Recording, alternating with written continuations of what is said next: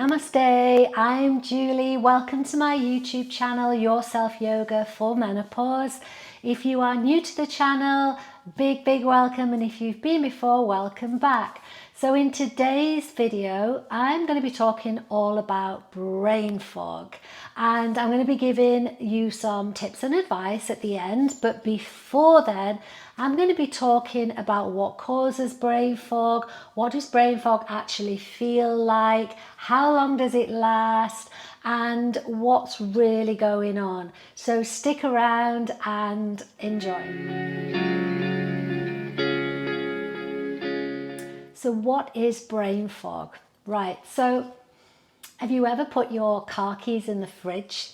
Have you ever put your handbag on top of the car and then driven off with it, still on the top of the car?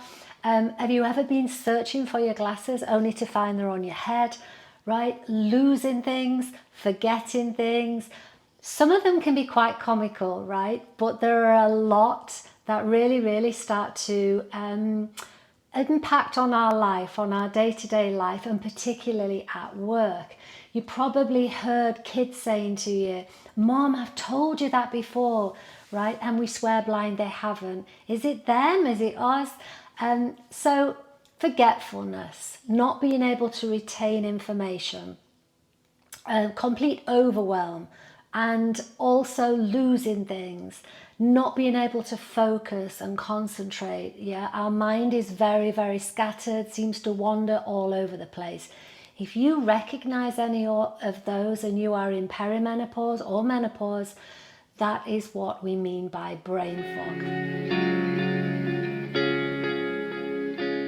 So the symptoms of brain fog in menopause are really kind of similar to what I described, but overall it's this sensation of feeling like the head is filled with cotton wool, like everything's really muffly, maybe like you're detached from where or how you should feel. Your thoughts are very scattered. It's very difficult to focus and concentrate. You have difficulty, you lose your train of thought, maybe whilst telling a story or repeated information, and have difficulty searching for words. And I think when this happens, it's common to panic and think that maybe it's mild cognitive decline, and which precedes Alzheimer's or dementia. And if you think yours is so severe, then please do get it checked out. But normally, brain fog in menopause affects around 2/3 of women, so you are not alone. And it can improve as you get over that hill and get into post-menopause. It does get better, but my tips and advice that I'll share with you at the end will really help you redress the imbalance naturally. Drop me a comment below and share what's your biggest issue with brain fog. Have I covered it? Have I mentioned it? Is there something that's particular to you? Let me know. I'd be super interested to hear. What's really going on? So I'm sorry, but it's the word hormones again. We hear this all the time in menopause, and I know it's really frustrating, but there's actually two hormones responsible for our memory. One is estrogen and the other is testosterone, which we wouldn't associate with memory. I know I wouldn't. And estrogen is responsible for really taking care of the cells in the brain. It helps the brain burn glucose, which is like a fuel for the brain. And so it's repair and renewal at a cellular level. And when estrogen declines in menopause, it's almost like the brain goes into deprivation mode.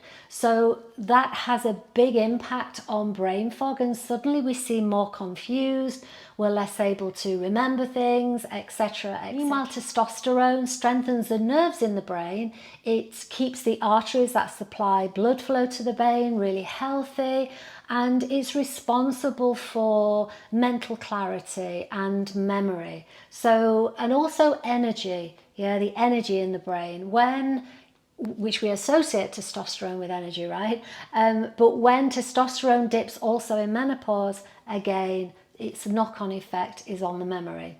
So what else contributes to brain fog? Because is it all menopause? And it's not, because menopause, unfortunately, is also a time where everything else collides. We may have extra stress from looking after elderly parents. Maybe our children have fled the nest and we're adjusting to that changing role. And also at work, there can be more pressure. We see younger people coming through who are more able to deal with technology changes and so on.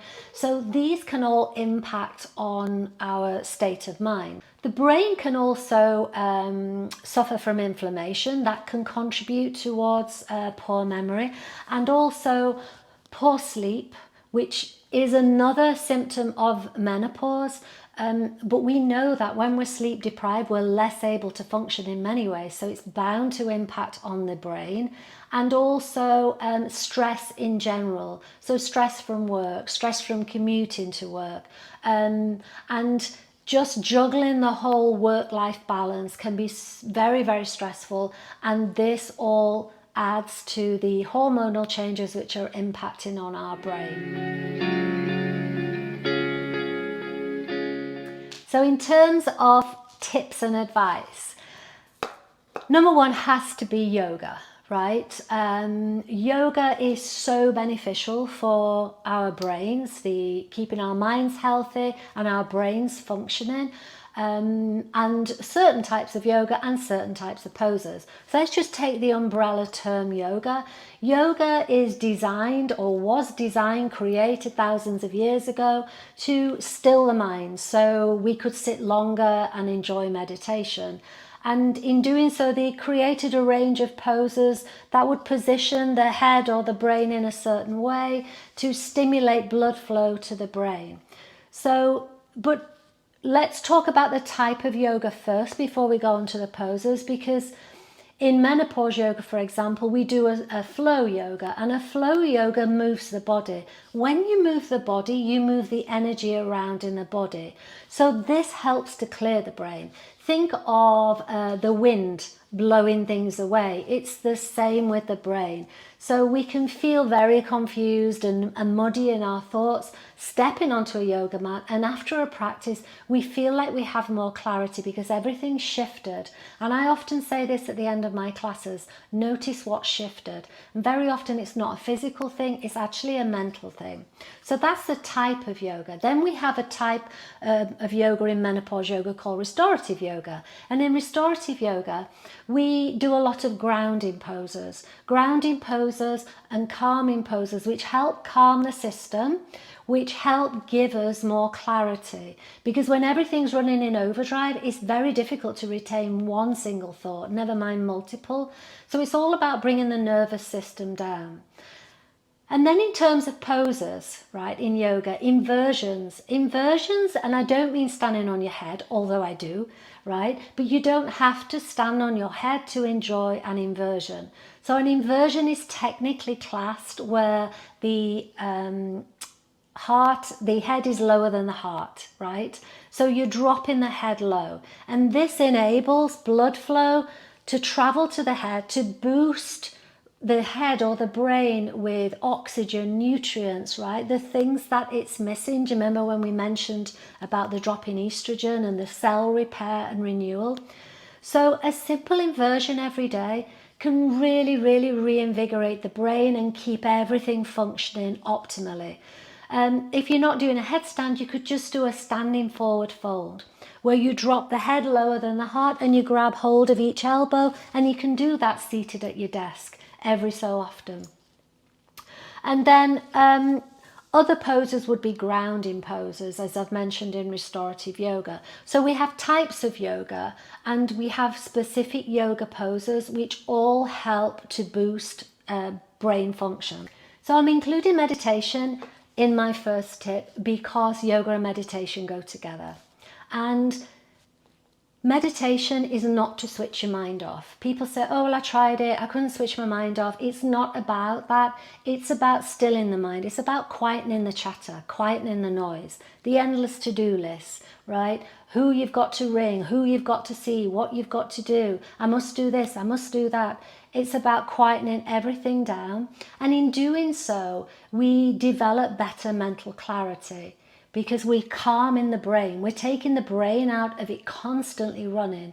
And even if you sit for 5 minutes and your mind is still working, it will do. But if you learn to keep bringing your thoughts back to nothing and without judgment and without becoming engaged in them, that's when you'll really start to see a difference. So start to practice it, because it's a really, really powerful boost for your brain. And I have multiple 5-minute meditations that you will love that are all designed for menopause symptoms on my app. Supplements. So there are various supplements that you can take to enhance your brain function. A really good vitamin B complex, magnesium, such as magnesium glycinate, very, very good for bringing calm. It kind of calms the body, promotes better sleep, and really good for aches and pains, but it's very good for brain fog too. And then we also have vitamin D, also great. And omega-3 fatty acids, they are really good. And sometimes deficiency in vitamin C, if you can top up your vitamin C levels, that's also good, particularly sunshine, the natural way, because there's nothing better. So let's have a look at dietary changes. Yes, dark chocolate. Dark chocolate is really, really good for boosting brain power, as is fatty fish such as salmon, sardines, shellfish, chia seeds, walnuts, and berries. Anything with berry. And blueberries, cranberries, strawberries, raspberries. So the things to avoid are refined carbohydrates, so your pastries and so on, and white bread, white rice. Why? Because these kind of stimulate our blood sugar spike, and when it crashes, we then release more cortisol, and it's this kind of stress feeling, and it puts pressure on the brain, and you then start to feel mentally more foggy. And I think it goes without saying, caffeine and alcohol, they have the same effect. We can feel mentally more foggy just after a couple of glasses of wine. So on top of menopause brain fog, it's not great. Number 4, walking outdoors. You know, I think I made an analogy earlier to the wind. You can't beat nature for blowing away the cobwebs, and we often use that expression, but it's so true. And you know, movement of the body again, get everything going.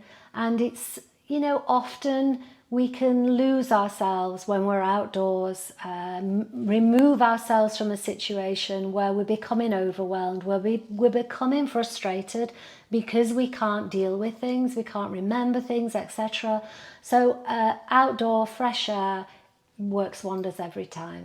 Challenge your mind. And what I mean by that, you don't have to sit in a chair like an old lady doing a crossword puzzle or a jigsaw, although there's nothing wrong with that if that's what you want to do. But just challenge your brain to learn new things. You know, think of it as like a muscle. You've got to keep working that muscle to retain its flexibility and its strength. And the brain is no different. So it could be learning a musical instrument, learning a new skill, even, you know, reading a book, constantly reading, learning new vocabulary, learning new stories, new facts, etc. So challenging your mind all the time will keep it strengthened and allay this fear of, you know, everything sinking into decline. So those are my 5 tips for easing, alleviating, managing, mastering brain fog in menopause naturally. If you want to learn more about brain fog, mastering brain fog in the natural way in menopause, please download my free guide to reducing brain fog in menopause, and I'll pop the link below. If you've enjoyed this video, please give me a thumbs up, drop a comment below, let me know what resonated most with you, or if you have any questions, I'd be happy to answer. And please subscribe to the channel, and then you'll get notified of more videos, and watch out for the next video.